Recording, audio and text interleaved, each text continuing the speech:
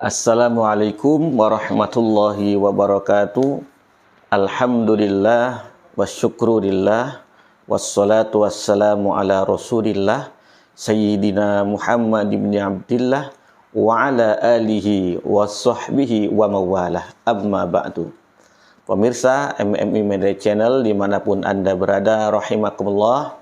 Mudah-mudahan kita selalu diberikan senantiasa kesehatan oleh Allah subhanahu wa ta'ala, zahiran wa batinan, dan dilimpahkan rezeki olehnya. Amin ya rabbal alamin. Baik, kali ini kita akan mengupas tentang kefatalan akidah kaum Salafi Wahabi. Seperti yang kita lihat, ya, seperti yang kita saksikan, para ustadz-ustadz Salafi Wahabi menjelaskan doktrin tentang akidahnya, baik itu di pengajian-pengajiannya, bahkan di channel-channel YouTube-nya, di web yang dikelola oleh ustadz-ustadznya, bahkan di televisi-televisi yang ia kelola, menyebarkan beberapa doktrin akidah yang akan kita kupas di mana letak kefatalan dan kesalahannya. Ya. Beberapa akidah Salafi Wahabi yang sangat fatal itu, yang pertama, mereka meyakini dan menetapkan Allah berada di atas langit atau di arsy. Ini adalah akidah yang sangat bertentangan dengan paham ahli sunnah wal jamaah. Mereka menetapkan Allah itu keberadaannya di langit atau di arsy.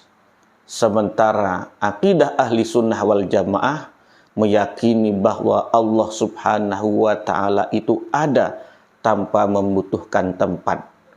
Allahu mawjudun bila makan. Allah subhanahu wa ta'ala itulah yang menciptakan langit, yang menciptakan arsy. Maka Allah tidak butuh kepada makhluknya, karena Allah subhanahu wa ta'ala memiliki sifat qiyamuhu binafsihi, berdiri sendiri. Nah, sementara kaum Salafi Wahabi meyakini keberadaan Allah subhanahu wa ta'ala itu bertempat. Mereka mengatakan Allah berada di atas langit. Itu yang pertama. Kefatalan yang kedua, mereka mengatakan dan menunjuk Allah subhanahu wa ta'ala itu di atas. Dalam beberapa seri ceramah, ustadz-ustadz Salafi Wahabi mengatakan dan menunjuk bahwa Allah subhanahu wa ta'ala itu berada di atas. Ini tentu bertentangan dengan akidah ahli sunnah wal jamaah, di mana ahli sunnah wal jamaah beriktikad dan meyakini bahwa Allah subhanahu wa ta'ala itu tidak terikat oleh arah. Allah subhanahu wa ta'ala itu wujud tanpa perlu arah. Kalau dia mengatakan Allah itu di atas, maka lalu bagaimana orang-orang yang berada di belahan bumi bagian lain lalu mengatakan juga di atas? Nah, seyogyanya kalau itu bumi bulat, maka orang yang ada sisi atas menunjuk ke atas, kemudian sisi bawah menunjuk ke atas yang arahnya ke bawah, maka ini tentu menjadi bias. Ya, mereka mengatakan Allah itu di atas, maka akidah ahli sunnah mengatakan Allah tidak membutuhkan arah.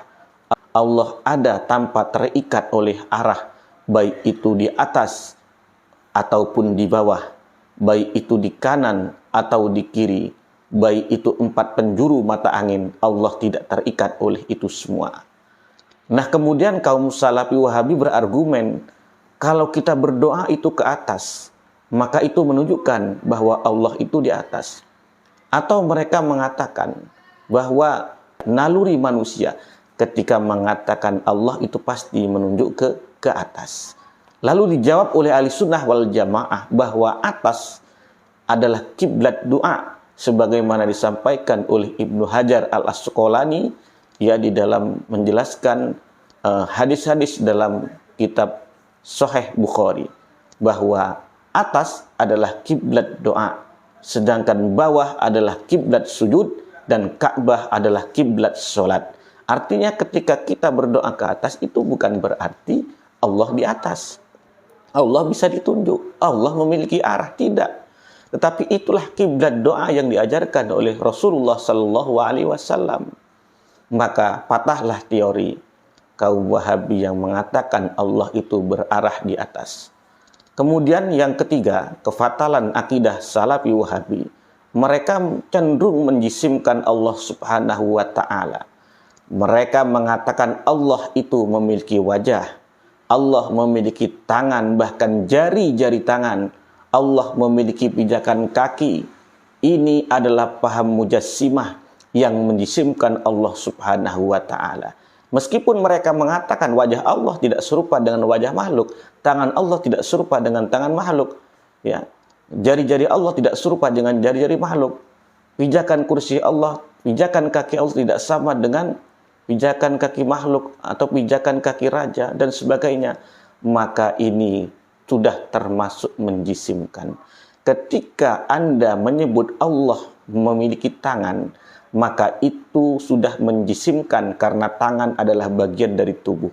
Ketika Anda menyebutkan Allah memiliki wajah, berarti itu sudah menjisimkan karena wajah adalah bagian daripada tubuh. Ketika Anda mengatakan Allah memiliki pijakan kaki, maka Anda telah menjisimkan karena kaki adalah anggota tubuh. Lalu akidah ahli sunnah wal jamaah mengatakan laisa kamitslihi syai'un wa huwas samiul basir. Tidak ada yang serupa dengan Allah suatu apapun. Allah Maha mendengar lagi Maha melihat.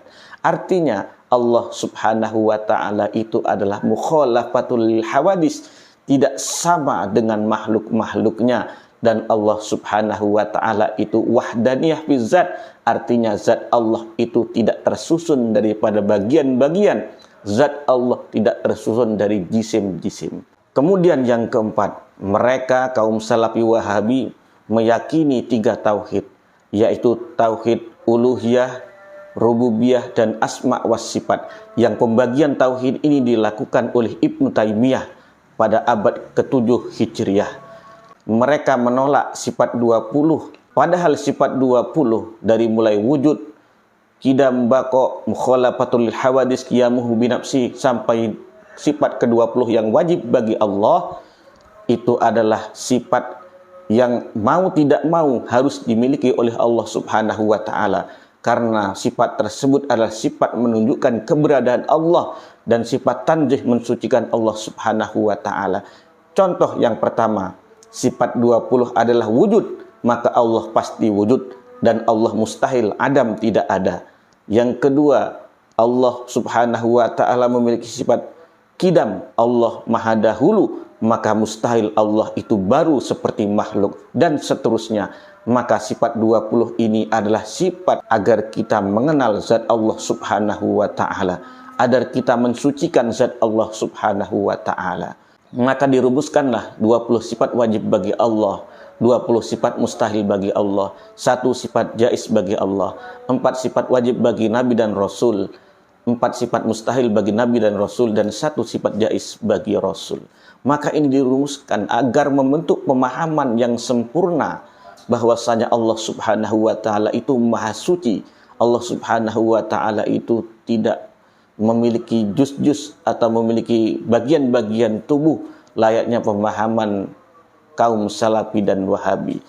Mereka justru belajar tauhid dengan 3 tauhid, tauhid rububiyah, uluhiyah, asma wa sifat. Yang ini tentu tidak ada pada kurun salaf. Ibnu Taimiyah sendiri sebagai pencetus atau pencipta teori 3 tauhid adalah ulama yang kontroversial, yang pada masanya ditolak oleh jumhur ulama. Pemikiran-pemikirannya dinilai menyimpang dari kaidah-kaidah salafus soleh, sehingga tidak diakui kredibilitasnya, tidak diakui kapasitas keilmuannya oleh para jumhur ulama pada masanya. Dan sampai sekarang bahwa akidah ahli sunnah wal jamaah adalah akidah yang sawadul a'zam, yang banyak diyakini, diikuti oleh umat Islam di seluruh dunia. Maka hati-hati dengan tauhid Salafi Wahabi, karena cukup fatal dalam memahami dan mengenali Allah Subhanahu wa Ta'ala. Demikian yang bisa kami sampaikan. Semoga dapat bermanfaat. Wallahu muwaffiq ila aqwamit thoriq. Assalamualaikum warahmatullahi wabarakatuh.